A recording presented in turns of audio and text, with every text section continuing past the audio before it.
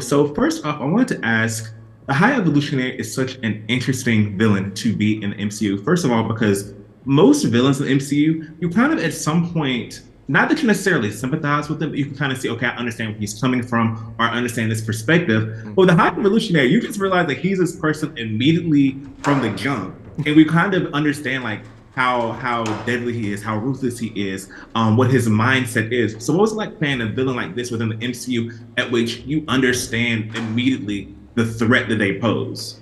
I had such a great time. Like it was wonderful. Wherever my remit was, this guy's a villain, and Yeah. we need you to ground him, but he is a villain. We're not looking for a sort of redeeming arc during the course of the film. We're here to show someone who's single-minded and extremely dangerous and extremely powerful. So when I knew that, when I read that and saw that was the deal, I sort of relished every moment of it and felt that this was a character that I could build out of my sort of like closet of skill sets from my work in the theater and stuff. There's stuff that resonated about him. And I wasn't in any way worried about going too far with him because I knew James would pull me back if I went too far, but also because he is an extreme character, and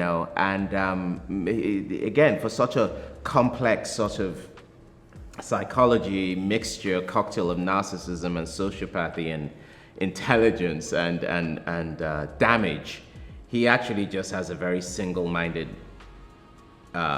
motivation, right? So that was really great to have that motivation driving you through, and these aspects of his character to sort of like color how I delivered certain scenes. Yeah, yeah. I could definitely tell the theatrical influence was the theater influence was there in certain aspects of the character. Yeah. Like it was given a lot of theater, so I saw that for sure, for sure.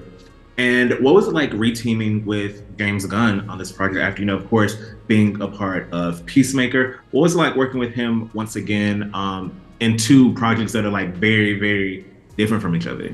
I mean, first of all, the level of gratitude I felt, I can't tell you. It felt like a continuation of the work. Like we weren't done with each other after Peacemaker. So I was very grateful that he decided that he could bring me over to this. And like you say, two very different characters, two very different worlds, two very different projects, but the same James Gunn, the same prepared guy who does all his storyboarding, who knows the story, who's lived this character, the same guy who wants to surround himself with talented people but good people, who runs the set as a very open, focused but very fun environment. So it was more of the same, just on a bigger scale. It's like, in the office, most of my scenes in Peacemaker were in that little office and stuff like that, very domestic. And in this one, Yeah. when I looked out, I saw the cosmos, it was a very different setting. Yeah. Yes. Well, thank you so, so much for your time. I really enjoyed this conversation. I can't wait for more people to see this film. Thank you so much, and take care of yourself. First things first, I want to ask, over the course of these three films, how best do you think Star-Lord Peter, his journey kind of culminates in this volume three? And especially considering the fact that, Guardians of the Galaxy were characters that not a lot of people really even knew about, Right. at least deeply within the first film. And now through, volume three, they're fan favorites. So how do you think like the trajectory of, the general public, coming to love these characters kind of coincides with, Peter's journey throughout these three films? Wow. Well, it's a complete arc. I feel the first film we got to know about. We get to meet these characters, and we meet Quill, and he was really lost himself, but thought he knew who he was. He'd created a fake version of his favorite superhero and wanted to become that guy, Star-Lord, and is based on these pop icons from the 80s, and he was very immature and selfish. And then he meets this band of misfits and decides through the course of it that to live for something a little bit bigger than himself.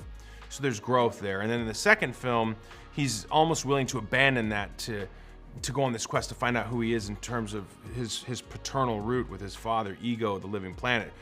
And now maybe that will tell him who he is. And he has to come back to realize, no, this friends, these family, that's who he is. And now finally in this one, because of the events of Infinity War and Endgame, the love of his life is gone and he's again lost.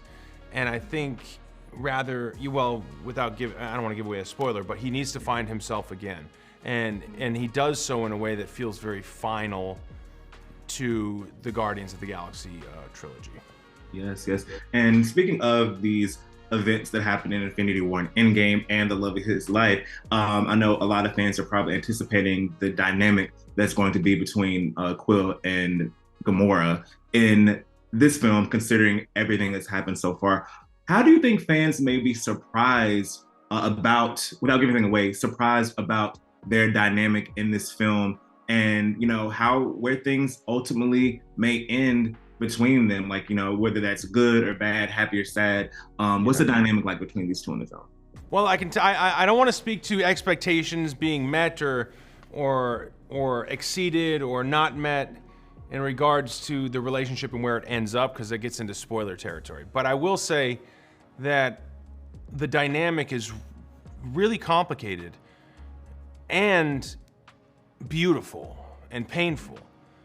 Gamora is back, but it's not the same Gamora, and she has never lived through the same life experiences that the previous Gamora had. So Quill has lost Gamora, and in that way is lost himself.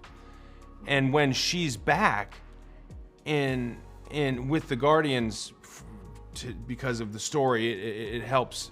She becomes an outlier and spends time with the Guardians.